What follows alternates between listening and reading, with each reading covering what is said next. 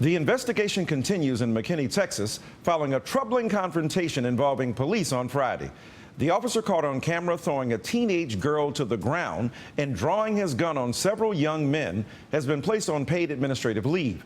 Officer Eric Casebolt has been with the McKinney Police Department for almost 10 years. According to a senior department official, Casebolt is now being interviewed by the department's Internal Affairs Office. MSNBC's Richard Louie has more details on the incident. This is what happened after police say they were responding to a disturbance and reports of teens fighting near a pool party posted on Twitter. A McKinney, Texas police officer unholsters his gun as teenagers in bathing suits run. Then pushes a teenager's head into the ground. This video was viewed at a rate close to 300,000 an hour Sunday, which led to this post on the police department's Facebook. It says one of the responding officers has been placed on administrative leave pending the outcome of this investigation. The video getting the attention appears to be midstream in a longer time span. We don't know what happened before the recording began, but it starts with the officer in question appearing to trip while in pursuit. Sir, get on the ground. Hold up, sir. I told you to stay. Get on the ground.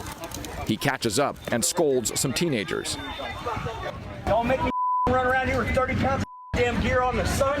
And tells a group of girls to leave. Get out of here. Notice the one in the orange bathing suit and the man in the beige shirt. The officer pulls the girl in the orange bikini to the ground. On your face! Pushes her head into the ground, dragging her, putting both his knees on her back. After onlookers scream, he unholsters his gun as two young males run. Two other officers rush over. One puts his hand on what appears to be the ranking officer's shoulder. Moments later, one of the young people who ran is led back. Possible discoloration around his mouth. As it calms, the officer explains part of what went wrong. And what everybody else did was illegal. You did it, and you got caught. The 7-minute controversial video ends after that, but not on social media. Posts from both sides. None of this would happen if they had simply complied with the officer's demands. And this, the scary part about police brutality, is that you can't even call 911 for help. McKinney Mayor Brian Loeffmiller said he was disturbed and concerned by the incident. He said in a statement, "Our city management and police chief are investigating the situation as required, and I have faith they will conclude the investigation expeditiously and take appropriate action." Let's turn to Joy Reid, MSNBC national correspondent.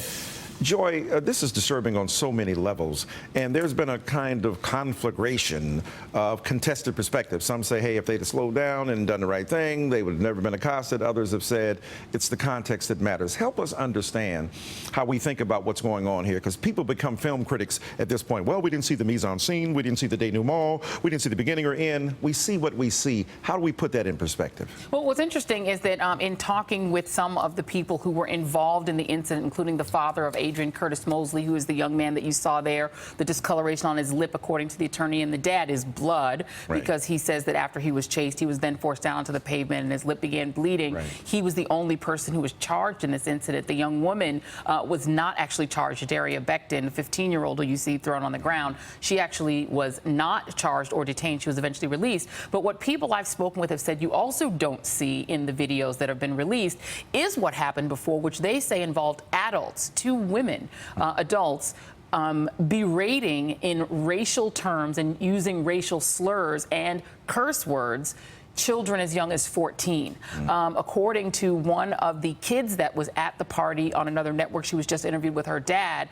She said that the party was going along for only about 15 minutes. When they moved from the barbecue to the swim area, a security guard began asking only the black kids whether they had a pool card, authorization to be at the pool. She lives, the young woman who threw the party actually lives there. She lives in the complex, had an authorized party at the complex. Her friends were there.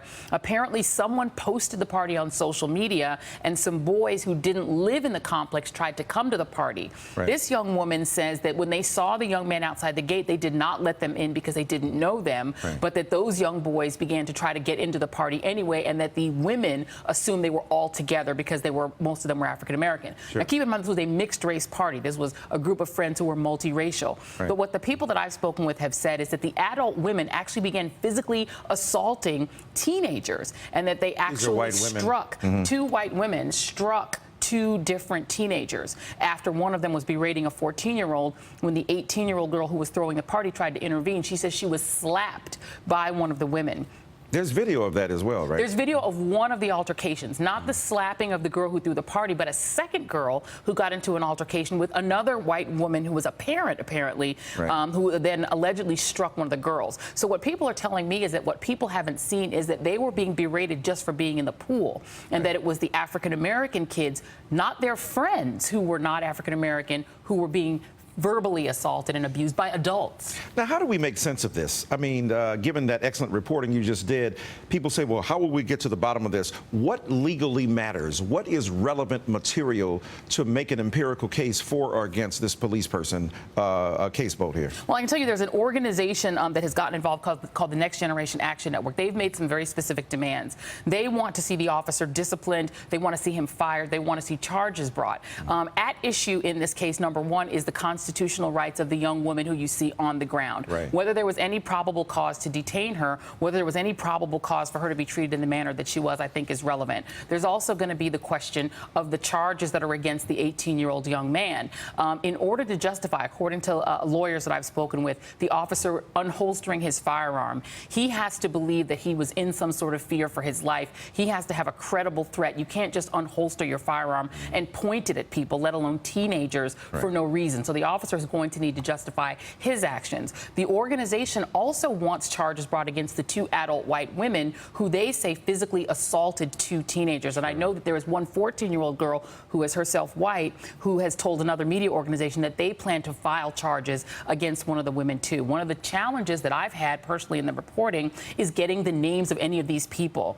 Apparently one of the women involved in an altercation is the 911 caller, but we can't get the 911 transcript or the audio tape of it yet. We need more information about who all were involved. And one last question I'll throw in, Michael, is why were there other civilians that were on the scene? You see the man in the tan, right. and the jeans shorts, who was very much a part of the scene. Right. And I'm trying to find out his identity as well and why he was being allowed to seemingly assist officers. Was he a right. reserve deputy? Did he have some official reason for being a part of the scene? Right, exactly. Excellent reporting, Joy Reid, as always. Thank you so much for joining us here Thank today. You.